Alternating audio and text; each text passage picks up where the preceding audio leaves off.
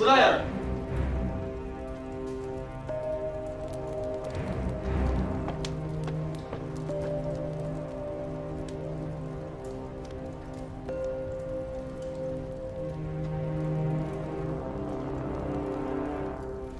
哟，苍大人，还有心思睡觉呢？过不了几日，你就该一睡不醒了。趁着清醒，赶紧束身修行，争取下辈子投胎投个好人家。中州传来消息，天降甘霖，是大吉之象。我赢了，你输了。哎呀，楚大人急什么呀？侯爷给了我7日之期，给你10日又有何用？难不成你还觉得你有活下去的机会吗？鸡心好风，必心好雨，这2句楚大人背的倒是不错，但另外1句你应该没听过吧？月离于弊，彼滂沱矣。你身为青天剑监正，学艺不精，只知道报喜求赏，罔顾事实，连这点心象都参不透。你少在这儿拿星象危言耸听。我在青天剑观星报吉，不计其数。既然你不信，那就请回吧。楚大人再没耐心，且再多等5日，看看是我人头落地，还是你多年苦心经营，一夜间都冰消瓦解。看来你是不见棺材不落泪啊！我也懒得跟你在这儿废话。你呀，等着砍头吧。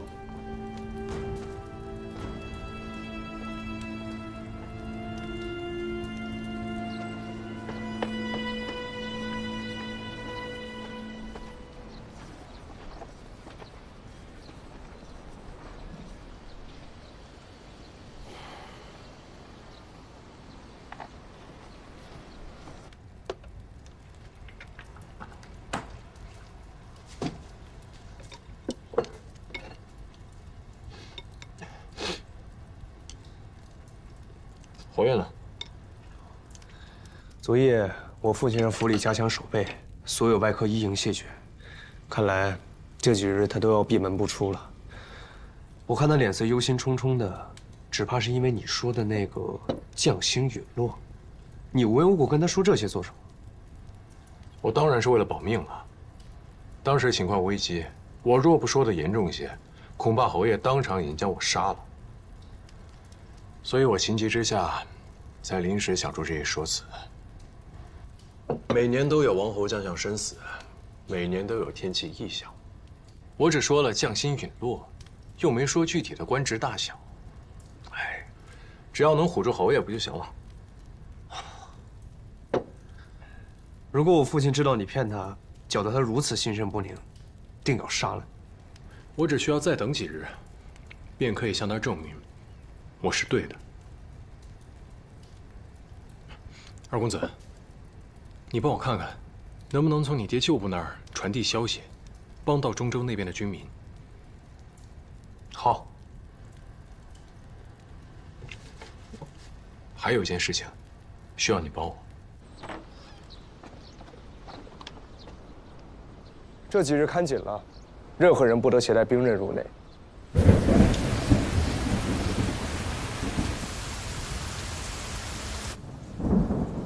大人，中州已接连下了3日的雨，旱情大有缓解，一切有条不紊。已经下3天了，雨势如何？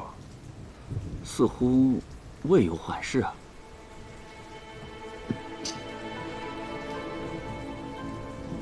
接下来你每天都要去工部，向水文司打听中州的雨情。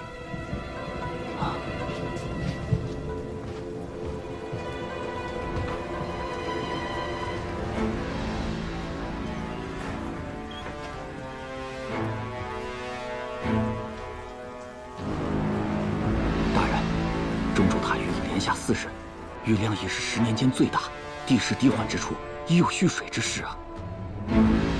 去吧。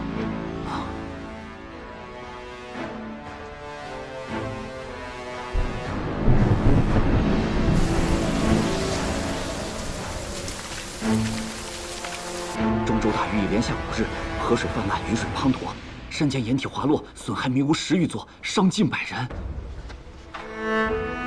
再报，中州大雨已连下6日，救河水位越来越高，已紧急派人加筑堤坝。若雨不停，再下2、3日，恐有决堤之时啊！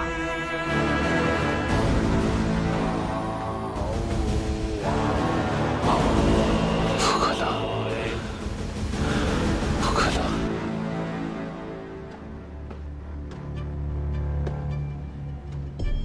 楚大人，赵管家，您帮我通传一下，我要见侯爷。侯爷这些日子有些抱恙，吩咐了所有外客一应谢绝。楚大人，您请回吧。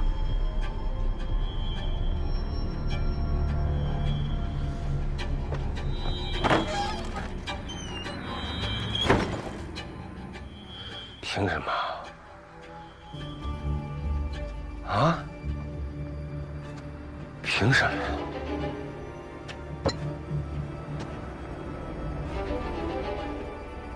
张海，你不能害我！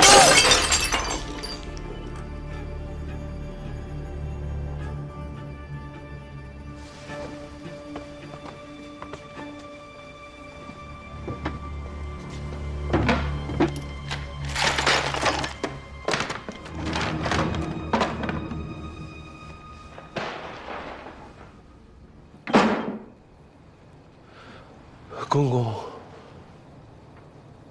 什么意思啊？公公的意思，楚大人还是早日向皇上请罪为好。公公不准备救我了？公公不能不管我呀！公公说了，中州雨势不缓，皇上夜不能寐，已经好几日吃不下饭了。楚大人，你断兴有误，祸国殃民，你好自为之吧。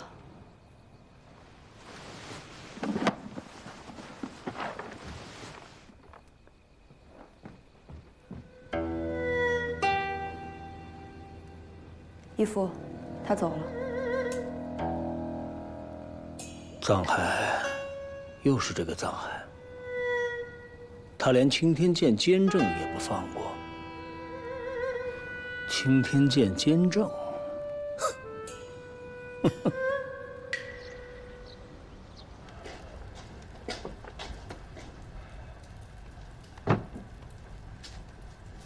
哟，楚大人来了。藏海老弟，你可真精神呐！你怎么就那么胸有成竹啊？哎呦，这看楚大人的脸色，应该是中州连下了数日的雨，大雨成训了吧？哎，藏海老弟，你是侯爷的幕僚，我也是替侯爷办事的，咱俩是一根绳上的蚂蚱，没必要这么争斗下去。你要是想当官呢，我去侯爷面前美言几句不成问题。你要是想要钱呢，我帮你谋划，想要多少，开个价。哎，藏海老弟，藏海老弟，只要你跟侯爷面前说，此次星象呢，吉凶参半，我猜准的是吉，你猜准的是凶，咱俩谁都没猜错，啊，就是没猜全。这样的话呢，我顶多就是个失职，你也保住了性命，两全其美啊！你看怎么样？楚大人啊，你是在求我吗？啊！哎，小人学艺不精，断错天象，罪该万死。藏兄，当初引荐你入侯府，我也有一份功劳啊！看在你我一同为侯爷效力的份上，救我一命。今后用得着我的地方，刀山火海，万死不辞。不瞒楚大人，你刚才说的种种条件，我真的很心动。是啊，那咱们就……但对就是对，错就是错。如果这世间所有的是非曲直真假善恶都可以两全其美，那就枉费了我父母的教诲，也枉费了朝廷的纲纪法度。哎，楚大人，这戏一旦开唱，哪有中途离场的道理？大海，你是铁了心要害我，我与你无冤无仇，你干嘛要咬死我不放呢？楚大人也知道自己与我无冤无仇，那为何在先帝陵下要三番两次的对我下死手？那些被你无故抓去顶替风水先生的百姓们，那些惨死于先帝陵中的工匠们，那个被你们活生生灌炭的少女，那些你为了往上爬不择手段害死的人，又与你有何仇怨？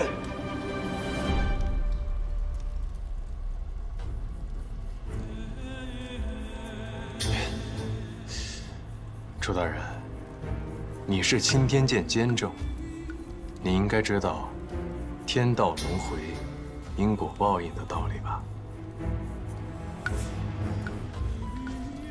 楚大人上一回来是来耀武扬威的，但这一回是来求我替你说情，还是来跟我道别的？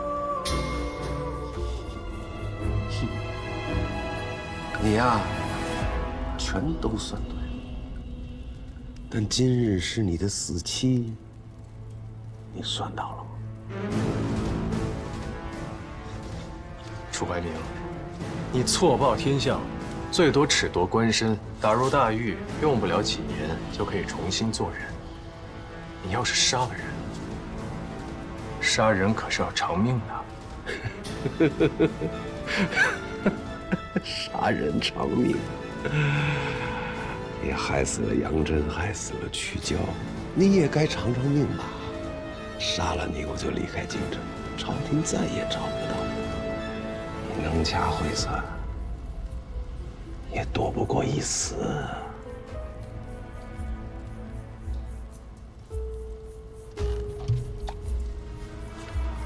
我15岁就进了青天监，兢兢业业，干了这么多年，我日思夜盼，费尽心思，好不容易攀上了平津侯的高枝，当上了青天监监正。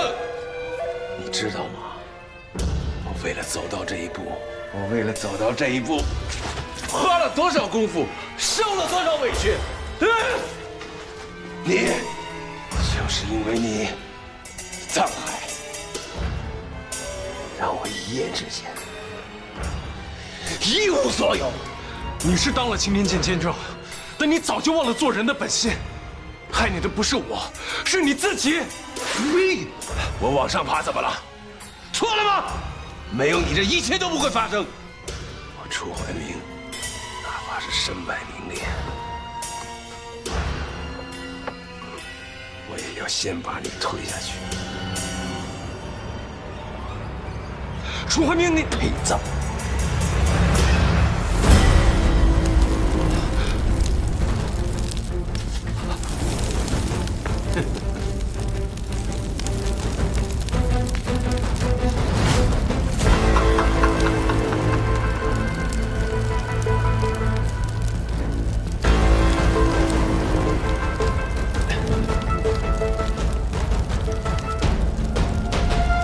去死吧你！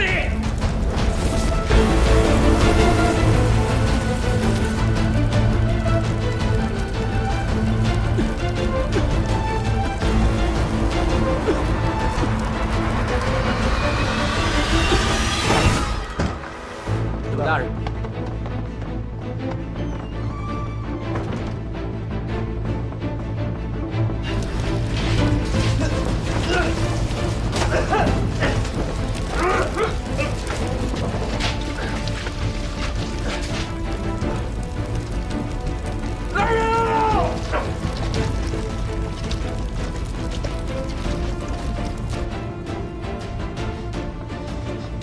这是什么味儿？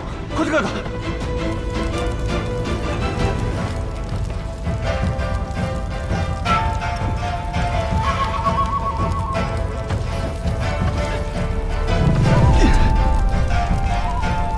来人啊！邹水郎，邹水了，快去叫人，快啊！我在这儿呢，救火，快！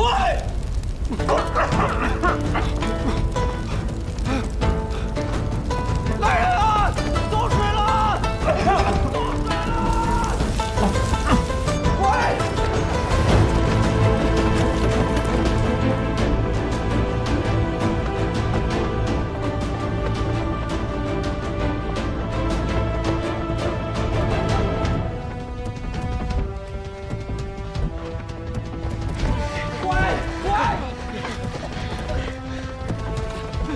还有一件事情，需要你帮我。我已断掉楚怀民所有的路，恐怕他要杀我，只有放火意图。届时你一定要按计划行事，不可来救我。侯爷，中州的雨势是越来越大，止也止不住，恐有洪涝之势。今日是下雨第几日了？第7日了。侯爷，不好了！侯爷，侯爷，侯爷，不好了！外面怎么了？牢房宗水了。藏海呢？人还在里面没出来，下人们已经去营救了。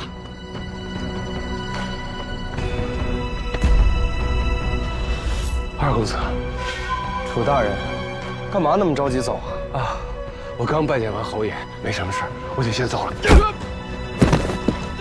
你在侯府杀人放火，还要逃吗？跟我去见侯爷。不去。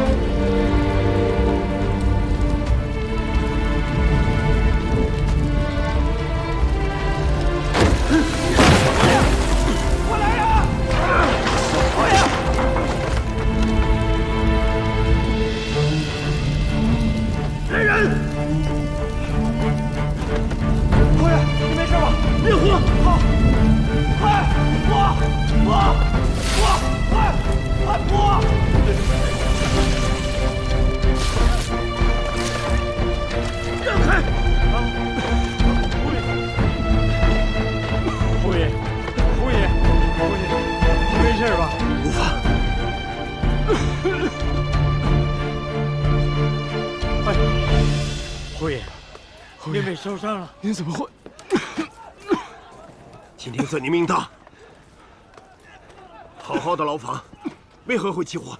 府兵们说，着火之前，那个楚大人来过。楚怀民啊，他人呢？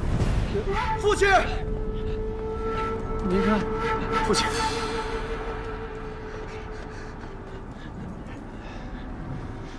楚怀民，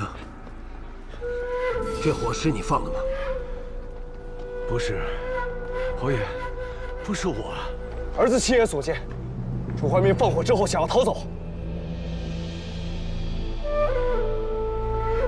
是他，他想杀了我，杨震跟曲雕都被他。侯爷，他的枪头对准的是您呐，侯爷。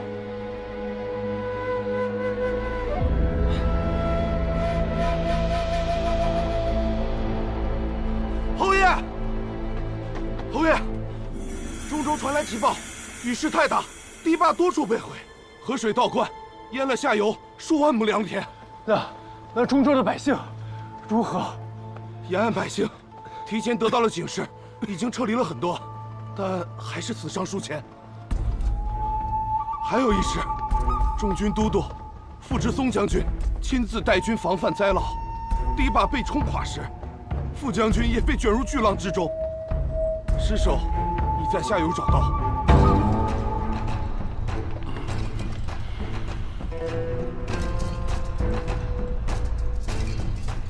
把楚怀明押到大理寺。切，侯爷，藏海，你不得好死啊！你不得好死！哎呀，快去取水来呀！快！快点！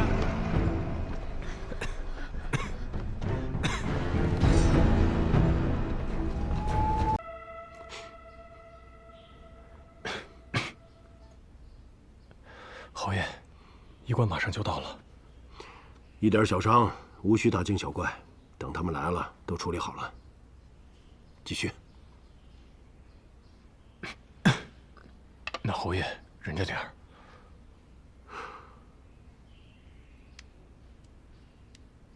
果然如你所言，大将军殉国，大庸折损了一名大将。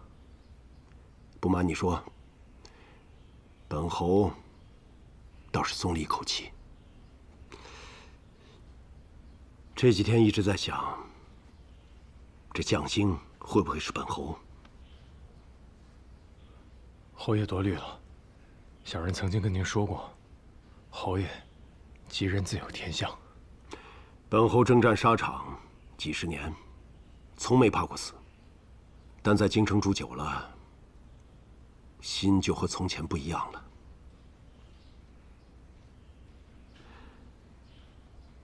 还好本侯有你，能替本侯未雨绸缪。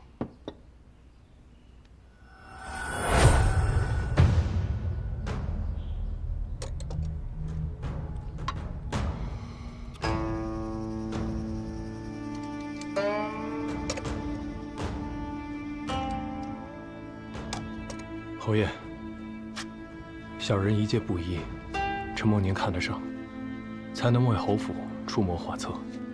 今日若不是您出手相救，恐怕小人已死于火中。藏海，本侯之前一直把你当幕僚看待，兵是兵，将是将。但今日从火场救你出来后，我才发觉，原来本侯早就当你是自家人了。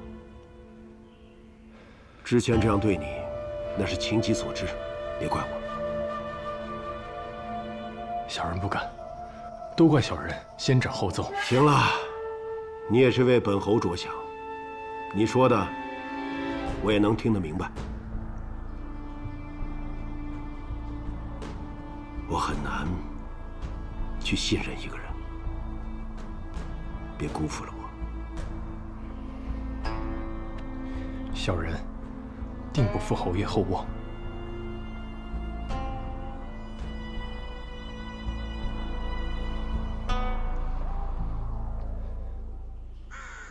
奉天承运皇帝敕曰：钦天监监正楚怀明错勘天象，延误祸情，致使中州大涝，伤民伤财，又欺上瞒下，谋害人命。今罢免官职，贬为庶人，流放3000里，刑前杖责50，即刻行刑。二公子参赛夺魁，的确是小人所授，但小人怎么能料到楚怀明会来放火杀小人呢？昨日走水，所有人都奔司牢而来。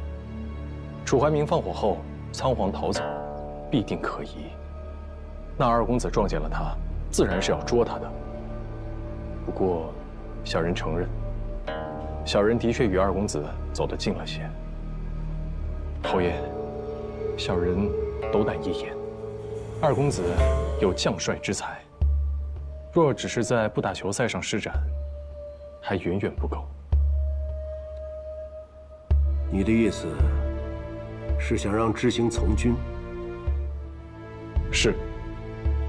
大公子出类拔萃，如今已是朝廷的栋梁。但庄家历代征战沙场，侯爷又立下赫赫战功，若后继无人，小人心中实感可惜。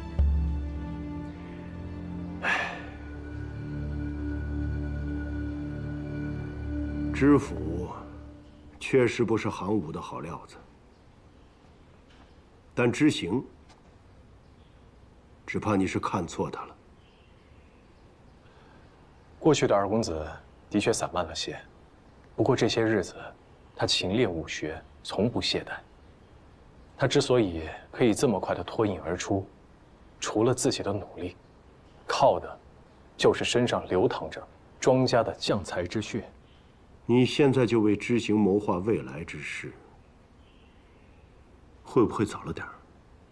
小人本就是侯爷的家臣，自然要为侯府的将来谋划。若是侯府能在朝廷上有一文一武相互倚仗，那将来的基业就会更加稳固。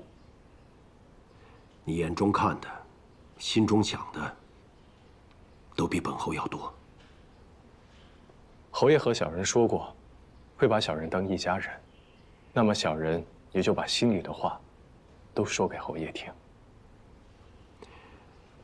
本侯当年身边像你这样的人，一个违帐都做不下，但他们都死了，为本侯而死。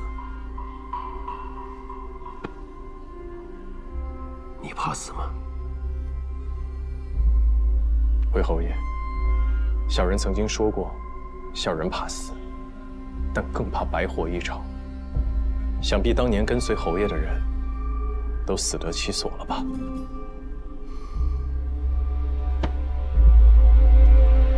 今天让你来是有件事。钦天监监正的位置空了出来，我问你，这个差事，你想不想做？小人不必犹豫，你若想做，本侯自会为你谋划。但凭侯爷吩咐。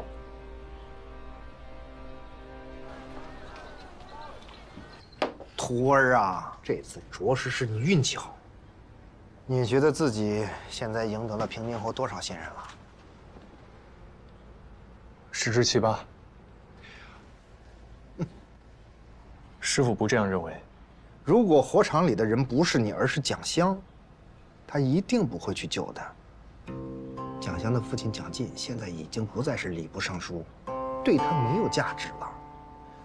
而你，现在是他身边最宝贵的幕僚。你的才华和能力是他能屹立于朝堂中的一把利器。他救你，那是在救自己的私产而已。至于他对你说的那番话呀，就是想收买人心罢了。如今看来，平津侯愿与你交心，是个好事。但你更要注意分寸，多一分是愉悦，少一分是怠慢，这就难上加难了。师父希望你能够成为他身边最信任、最依赖的人。平津侯所有的心事都会对你毫无保留。我跟平津侯非亲非故，我可以做到让他信任我，但是要让他依赖我，没在他身边待个10年8年，怎么可能做得到？连杨真也没做到啊。每个人都有痛苦和迷惘，知易行难，平津侯也不例外。你要想获得他对你的依赖，就要为他排忧解难。那平津侯的痛苦是什么？这就关乎到那个已经从庄家消失的人了。沈婉是庄如隐父亲旧部的女儿，和庄如隐从小青梅竹马。但为了重振庄家，庄如隐放弃了沈婉，娶了礼部尚书蒋进的女儿蒋襄，从此平步青云，建功立业。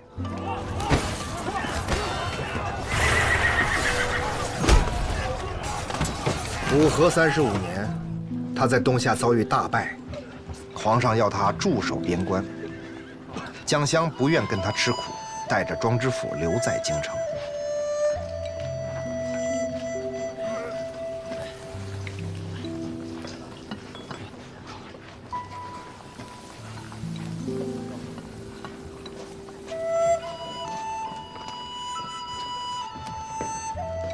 站住！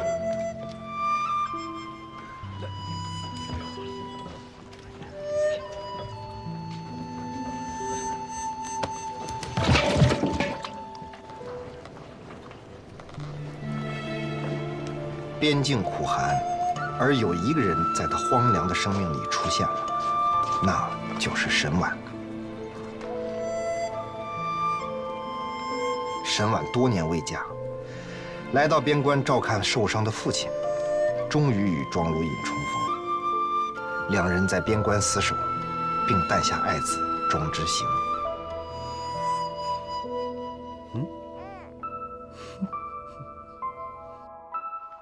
庄之行5岁时，朝廷决定再次发兵东夏，庄如隐领命做了前锋。这一次，他大胜东夏，一雪前耻。但就在他名声大振、立下不世之功时，一个不速之客来到了边境。蒋襄带着庄知府来找他，他要与庄如隐重修旧好。庄如隐陷入两难。他一心要做出比父亲更大的功绩，若是冷落了蒋襄，就会得罪当时位高权重的蒋进。可是怎能再次辜负沈婉？就在他左右为难之际，沈婉站了出来，他主动把庄如隐身边的位置还给了蒋襄，而庄如隐没有拒绝。此后，庄如隐终于得偿所愿，封侯拜将，一时间权倾朝野。他自认为可以一碗水端平，不让沈婉受一点委屈，但他小看了蒋襄的野心和手段。你既然在朝堂之上身兼要职，还是要以仕途为重，家里的事情就都交给香儿操持吧。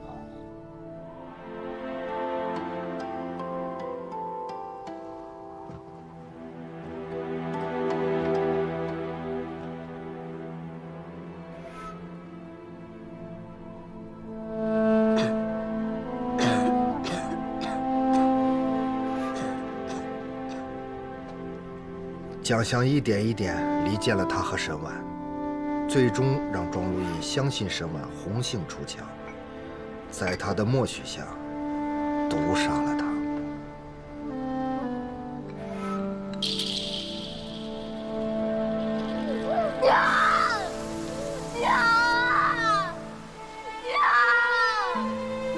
我不要你走了，我求你了，我求你，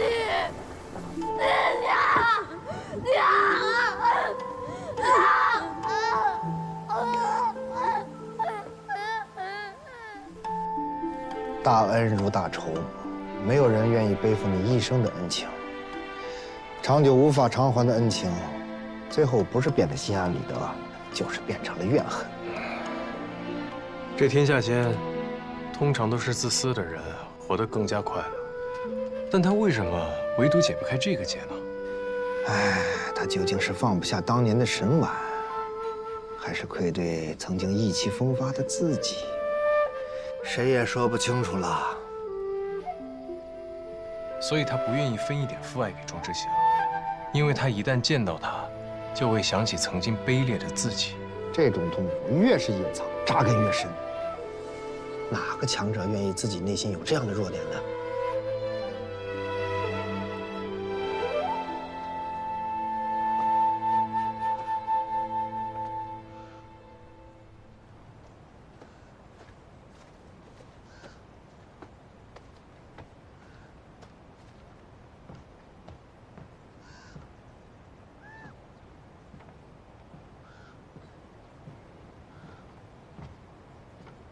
侯爷，您找我。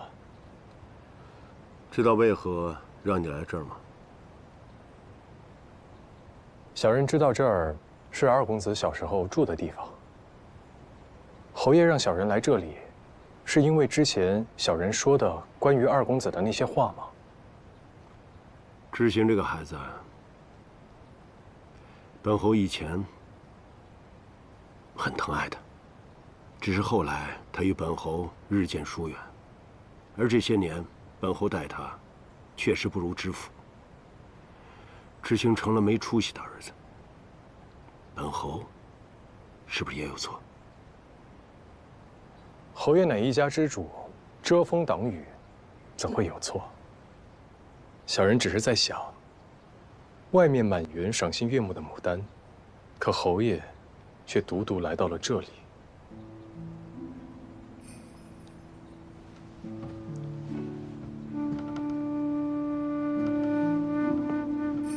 本侯以前认识一个穷花匠，以种梅为生，梅花价廉，时间久了就越来越清贫，甚至不够养活自己。后来他发现世人甚爱牡丹，价格自然高昂，他改种牡丹，过上了丰衣足食的日子。可他告诉本侯，他更钟爱、更愿意栽培的还是梅花。但为时已晚，花圃里的梅花因无人照料，都枯死了。花匠在穷困时选种梅花，可见爱梅之心。但他以卖花为生，必须改种牡丹，而心爱的梅花破败凋零。可能花匠觉得都是自己的错，小人却认为非也。为什么会这样觉得？梅花生于冬天，傲雪寒霜，无意争春。不是花匠无情改种牡丹，而是梅花甘愿在苦寒绽放，零落成泥。若是花匠不这么做，恐怕整个园子都挨不过冬天。小人想起一首诗：片片甘飞已足悲，况堪风雨恒相期。足然此恨何由是？以赖重开有备之。诗人叹息风雨中梅花凋零，但并未沉溺于悲伤之中，因为他相信，只要有新枝继续生长，梅花定有重开之日。花匠感伤梅花残败，殊不知墙角上留幼梅一枝。阳春和煦时，他不起眼。倘若悉心照料，他日若园子再遇风雪，想必又能傲立雪中，凌寒争香了。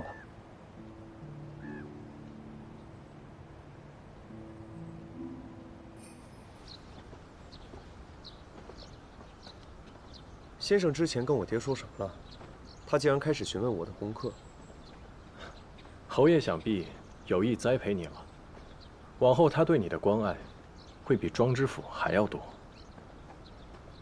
因为你，他才愿意与我亲近些。我说了什么根本不重要，重要的是，你在侯爷眼里是一个什么样的儿子。所以今后，你更要勤学苦练，不可掉以轻心。是。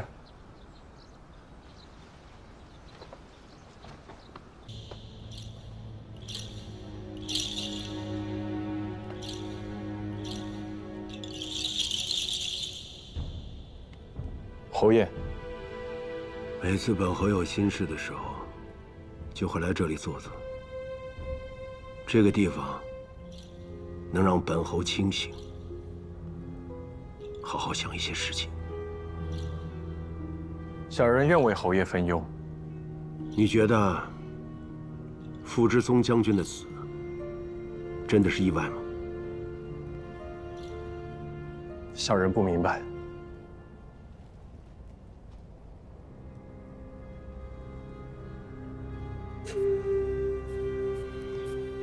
狡兔死，走狗烹，飞鸟尽，良弓藏。哪怕你有千秋功绩，也抵不过帝王无情。小人认为，侯爷与傅大将军不同。傅大将军是先太后的侄子，是皇上的外戚。而您曾率军攻破东夏城门，立下了不世之功。想必皇上是感念侯爷的。傅志松一死，中军都督之位就空了出来。朝中没有比本侯更适合的人选，很多人也向皇上举荐本侯。你说，本侯该不该争？军中有许多将领，都曾经是您带过的兵。您当年的副将，如今还统领着京郊的木骑营。若此时再去争中州军权，只怕皇上心中想不忌惮侯爷都难啊。你是让本侯做事，都督之位落入他人之手。侯爷，这件事儿，您不是在和别人争，而是在和皇上争。小人想，皇上心中应该早有计较。侯爷不妨再等几天，看看究竟花落谁家。而小人认为，侯爷不去争，定有好处。若侯爷想重新掌兵，一定还有别的办法。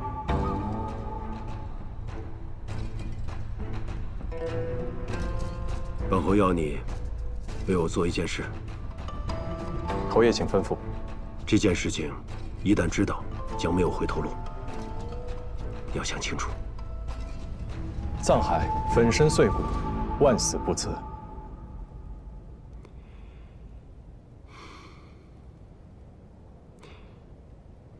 本侯这一辈子只打过1次败仗，打败本侯的不是任何人，是一个叫鬼喜的东西。鬼喜。武和35年，先帝率大军出兵东夏，本侯当时任先锋将军，攻破了东夏多个城池，横扫大半疆土。然而，就在即将攻入王都之时，发生了一件诡异之事。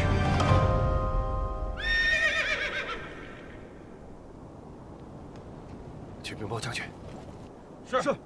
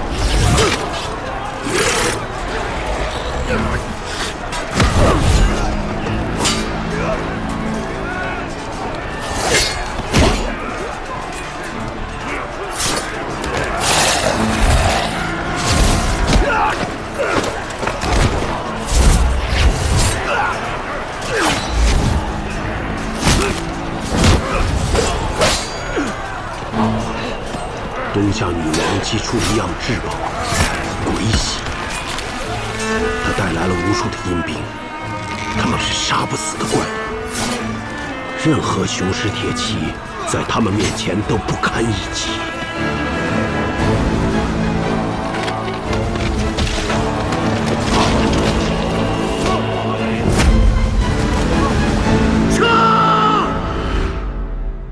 所以本侯发誓，一定要找到鬼喜。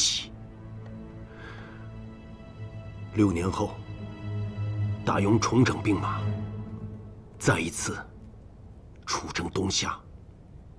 本侯抱着必死的决心出征，但这次东夏没有了鬼玺的庇护，被打得俯首称臣。可本侯驻守东夏3年，却一直没有找到这件宝物。这个东西是一名堪舆师找到的。他在东夏找到了鬼玺，想据为己有。本侯想从他手中夺走，却没能成功。而这个童鱼，想必和鬼玺有什么关系？说不定他们是一体的。那鬼玺还在那个人身上？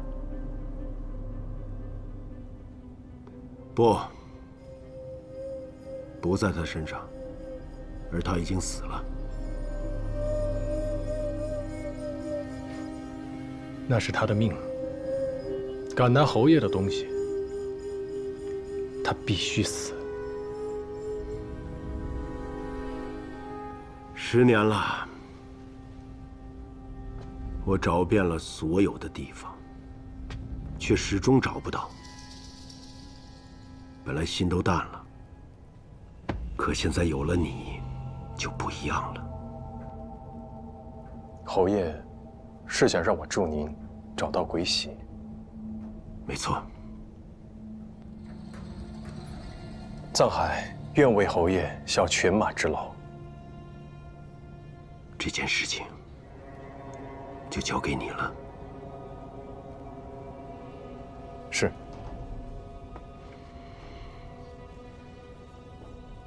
敢问侯爷，这铜鱼就只有一条吗？什么意思？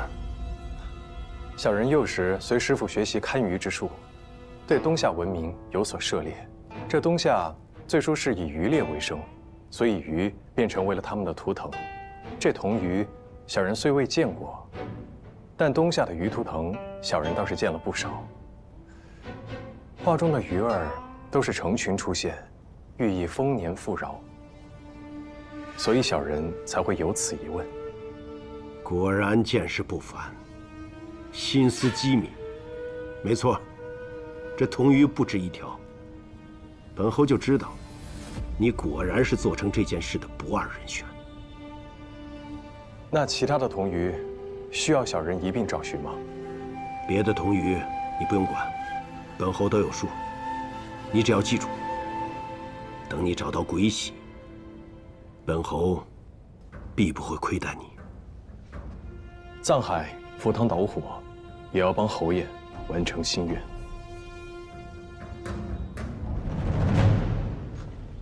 鬼玺，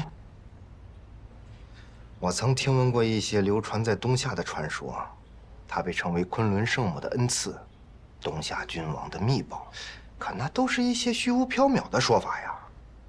我一直以为那东西只存在于传说中，大庸都无人知晓。没想到竟被你爹找到，还带了回来。我也没想到，我竟然还要帮平津侯去找他。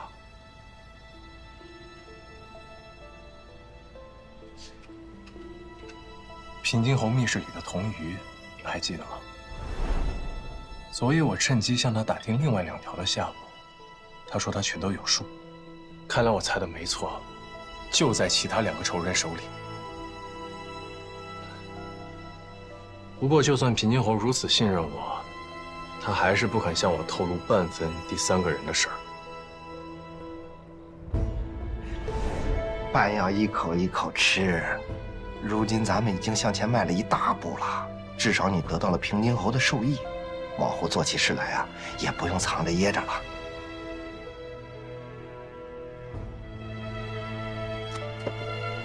师傅，您说鬼玺真的存在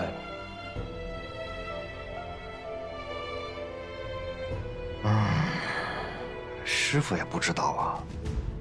不过有一件事我可以确定。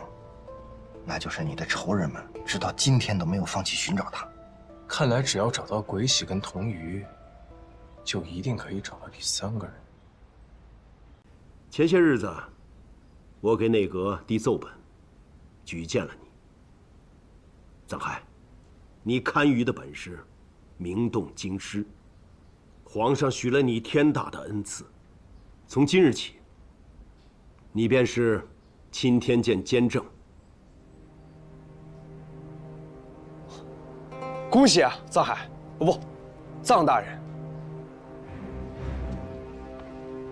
多谢侯爷，多谢二公子。坐。钦天监和工部关系密切，以后你和知府有很多机会一起做事，你俩共沐皇恩，要替皇上好好办事。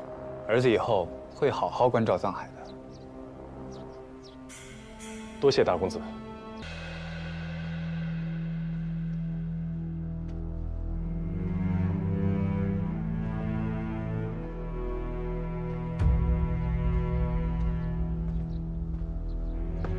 大人，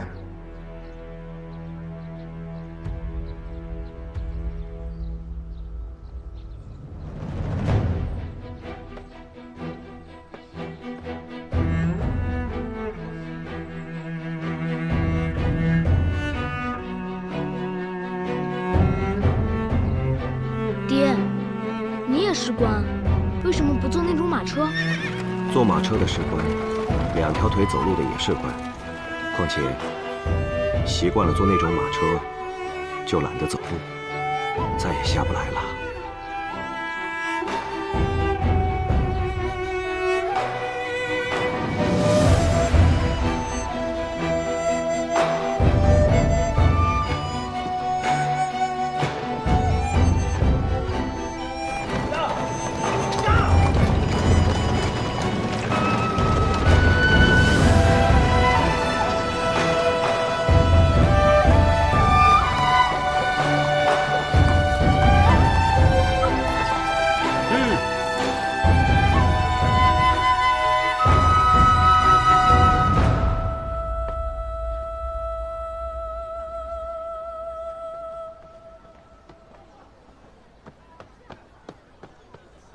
拜见藏大人，您里面请。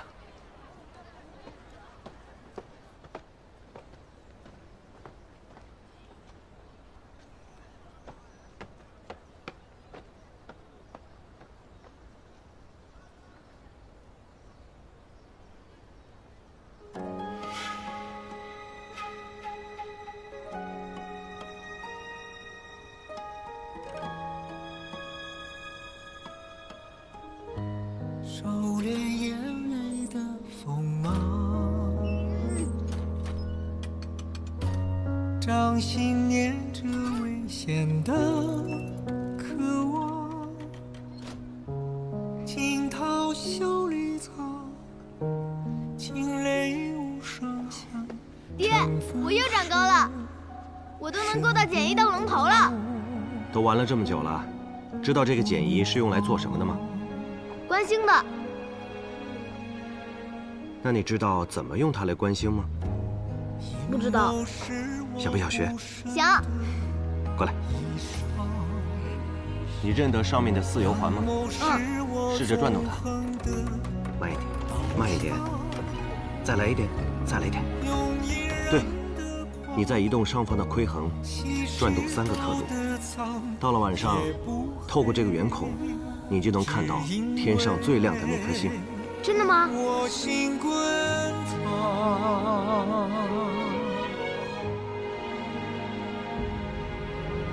翻云是我，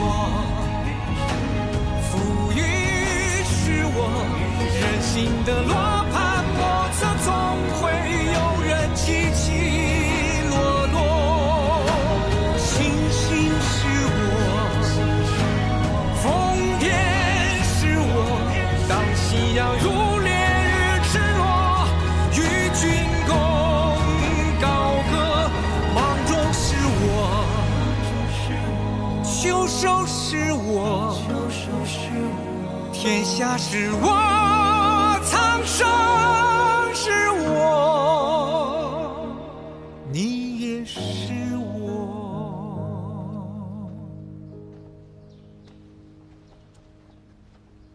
拜见监正大人。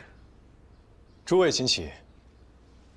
各位就把文卷留在这儿。今日是我第一天上任，还有很多不清楚的地方，我会在文卷里一一标注。若还有疑问，午后我会单独去拜访各位。诸位请回吧。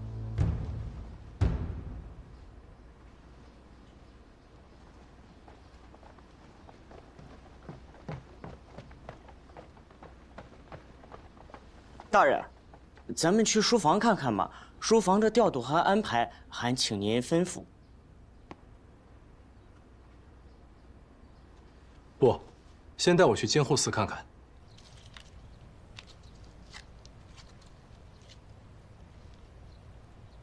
炼尸里最考验手艺的就是缝和补。缝，要用桑皮兼绒为限，缝合皮肤的伤口以及散落的部位。补呢，一般都是用面团补缺。但副将军地位尊崇，所以我们要用檀香木来补全尸身，知道了吗？是大人。这几处的骨骼都已经断裂，还要用铜丝拘上。大人，不用这个，剪刀。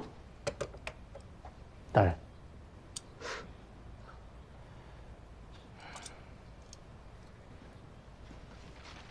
大人，大人，大人，你们谁是实权？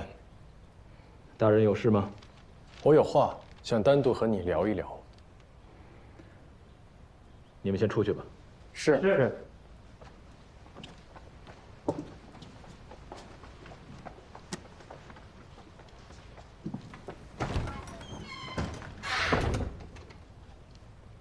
大人是来兴师问罪的吗？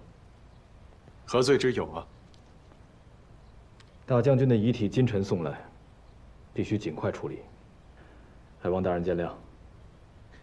皇上下令厚葬副将军，遗体在路上耽搁了几日，你早些处理是对的。还未入冬，相差1个时辰，都会大不相同。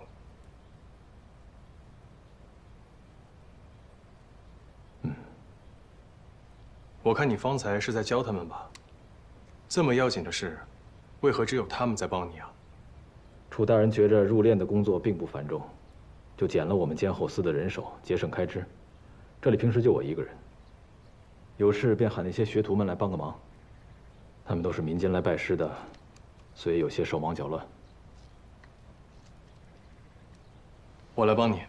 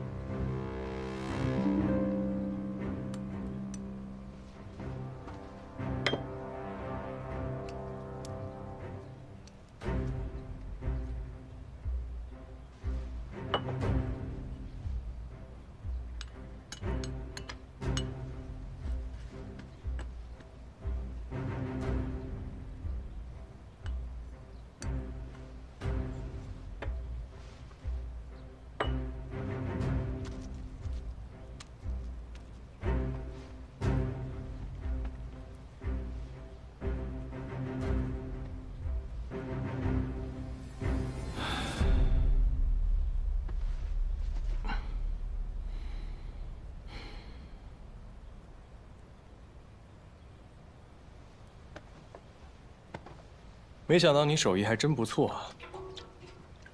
这些我小时候学过，但一直没学好。想要干好这个，不光是要有天赋，还需要很多耐心。大人过谦了。你在青天剑待了很多年吧？就一直待在这里吗？大人，您不必跟下官客气，有什么话可以直说。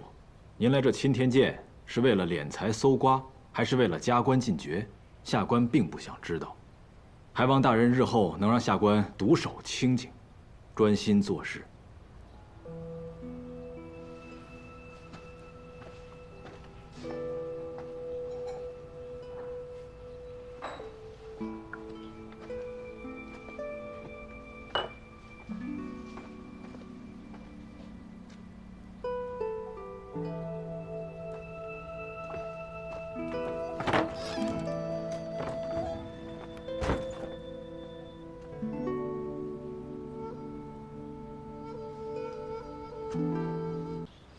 你现在有了官身了，不是从前侯府里的一位幕僚，关注你的人多了。在侯府，只要平津侯相信你就行。在官场上，案件四面八方都有，你要更加小心。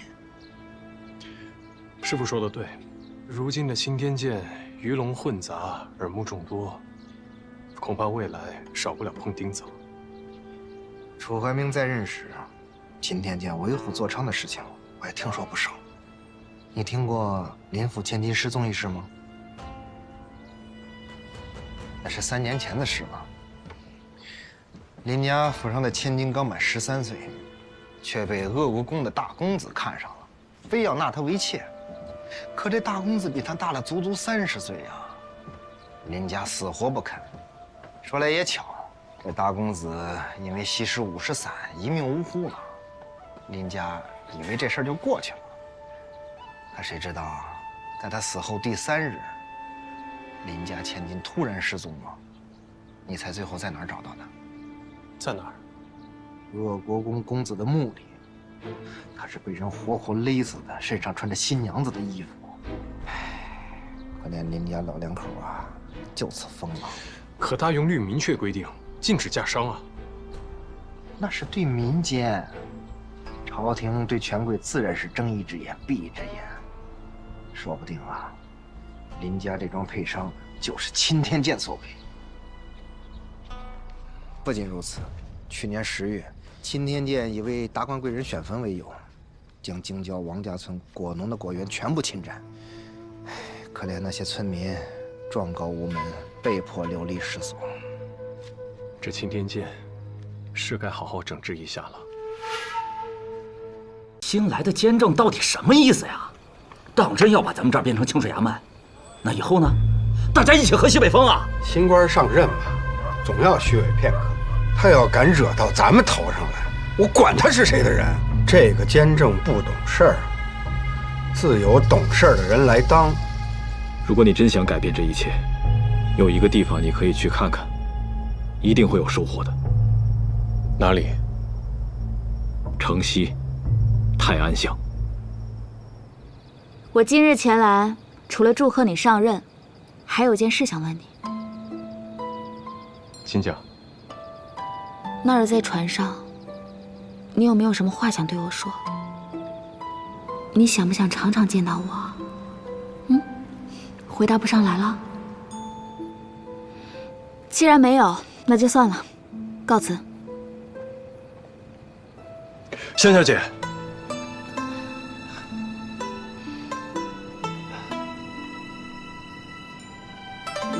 容我想一想。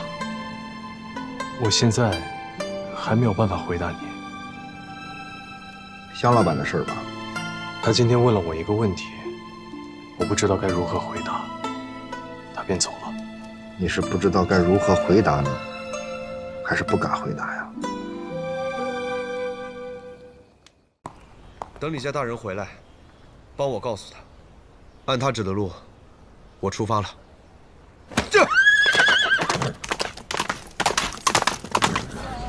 我不想把他拖进这复仇的烂摊子里，他与我走得近，会很危险。我已经耽搁太久了，如今青天剑已经清理干净了，我要去找第3个人。第3人这么多年都不露行踪，平津侯和曹敬贤甘心帮他隐藏身份。我还是觉得，他的身份权位不一定比他们低，甚至有可能比他们还要高。这样的人可不多了，永荣的确算一个。这位新监正甫一上任，便定下严明的政令，还彻查出这么多有问题的达官贵人。藏海只是五品，若是按着这名单查下去，得罪诸多朝中大员，这青天剑该如何立足？这是新官上任，3把火。什么3把火呀？见过王爷。本王今日就是闲来无事，想到内阁来凑凑热闹。